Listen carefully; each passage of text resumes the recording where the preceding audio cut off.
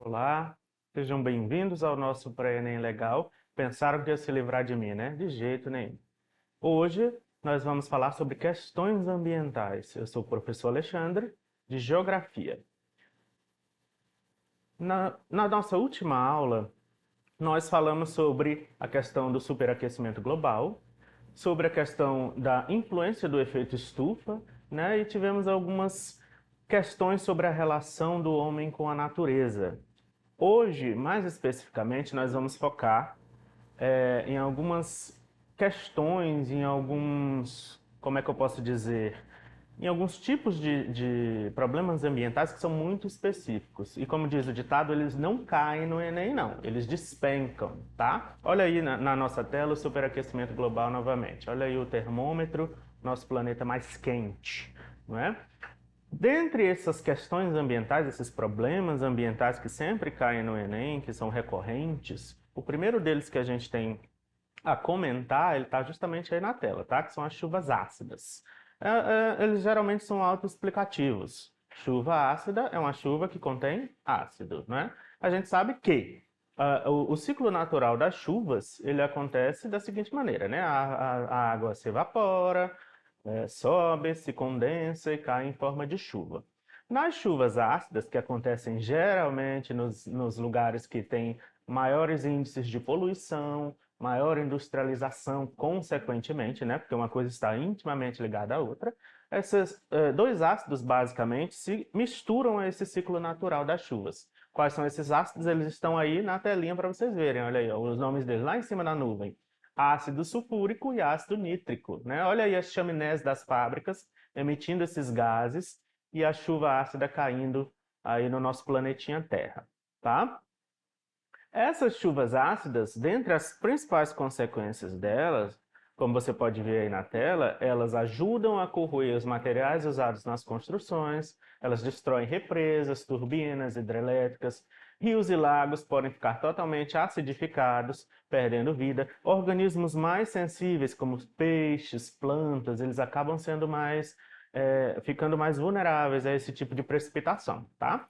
Mata árvores, destrói florestas, afeta plantações e organismos mais sensíveis.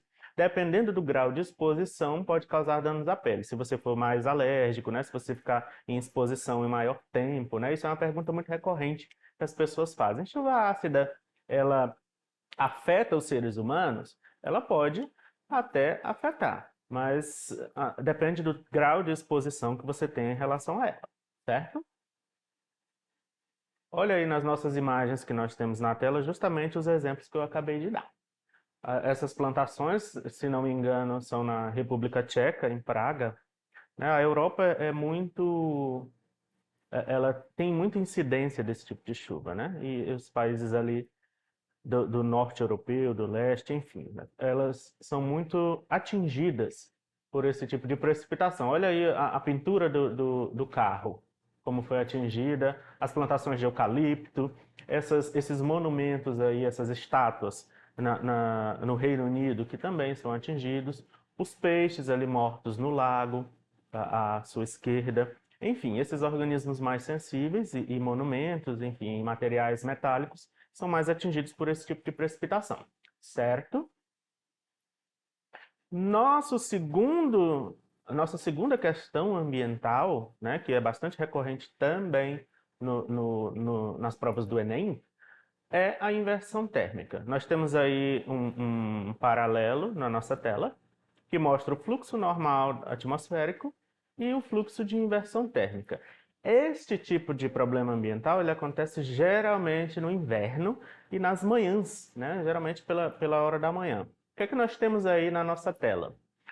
A sua, de um lado, o fluxo normal, nós temos aí embaixo o ar quente, que vai subindo, se resfriando e desce. Esse é um ciclo natural. Ele está quente embaixo, sobe, se resfria, desce novamente, se esquenta e assim sucessivamente. Na inversão térmica, que acontece pelo motivo básico da poluição das cidades, né? Os escapamentos dos carros. Mais uma vez a gente volta nesse tópico, né? Os escapamentos dos carros, as grandes, a fumaça das chaminés das fábricas, enfim, tudo isso contribui para que esse fenômeno aconteça. Olha aí, nesse sentido, como o próprio nome já diz, inversão térmica.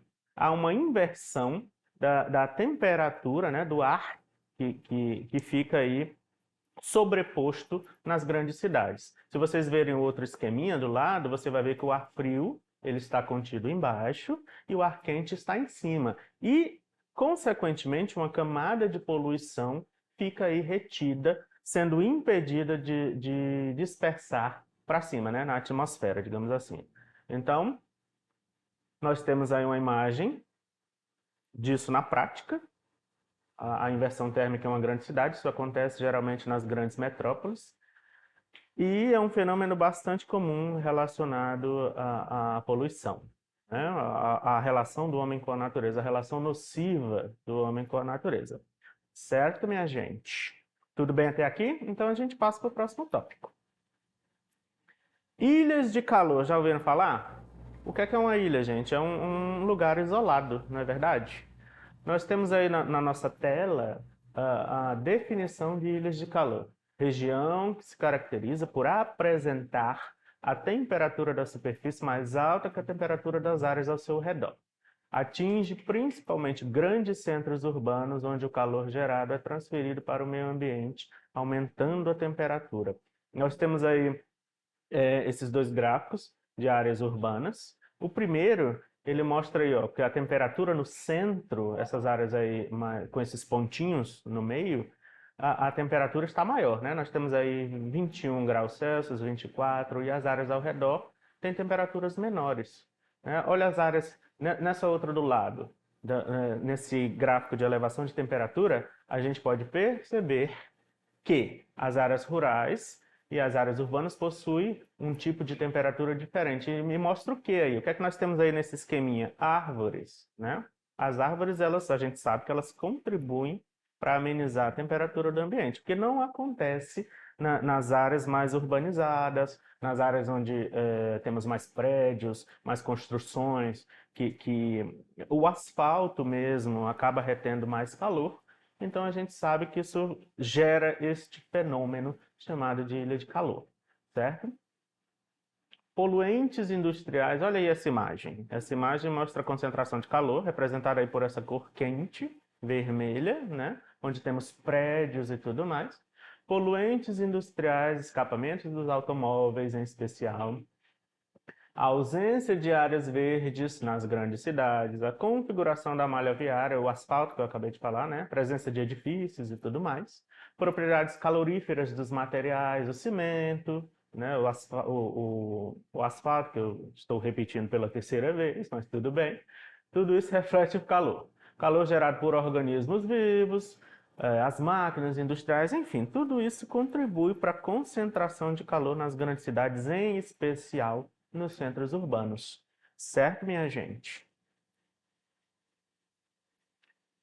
Assoreamento, desertificação e erosão, né? Falei ao contrário, a gente volta. Erosão, desertificação e assoreamento. O que é que nós temos aí? Erosão, desgaste do solo, não é? Desertificação, quando esse desgaste acontece, o empobrecimento acontece pela falta de vegetação também, e a falta de umidade no solo, também pela degradação humana, e o assoreamento, onde as margens dos rios, que não possuem, digamos assim, a chamada mata ciliar, que são as matas que se sobrepõem às margens dos rios, elas acabam quebrando, ou tem um acúmulo de lixo, e elas acabam elevando o nível das águas, né? Enchendo-se de entulhos, de areia, enfim, de tudo aquilo que nós temos às margens, de tudo aquilo que o ser humano também contribui de maneira negativa, infelizmente. Vamos exercitar o cérebro, minha gente? Questões ambientais, Sistema Farias Brito. Abram seu livrinho que a gente vai ver essa questão lá. O efeito estufa, geralmente nas ciências humanas os textos são muito grandes, então leiam, por favor.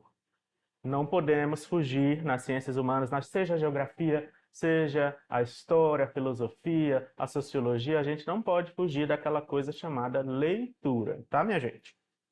O efeito estufa não é um fenômeno recente, e muito menos naturalmente maléfico. Alguns dos gases que o provocam funcionam como uma capa protetora que impede a dispersão total do calor, que garante o equilíbrio da temperatura na Terra.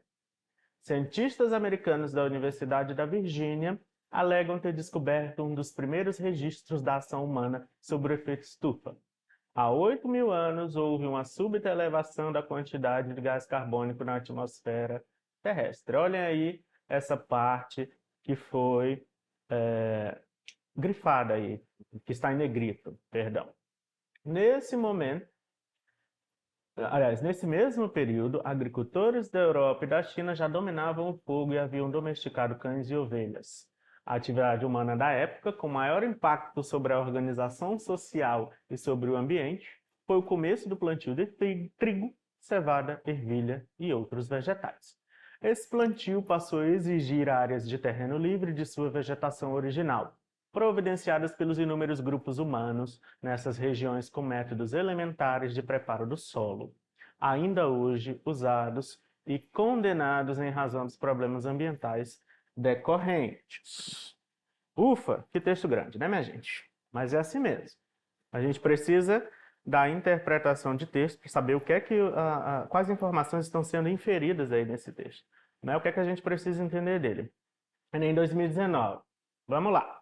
Segundo a hipótese levantada pela pesquisa sobre as primeiras atividades humanas organizadas, o impacto ambiental mencionado foi decorrente do quê? Vocês lembram aquela parte que estava grifada, né? Nós estamos falando de quê? Da ação do homem sobre a natureza, essa ação nociva. Então, se a gente for lendo questão por questão, opção por opção, a gente vai cair onde? Na questão B, na opção B, né?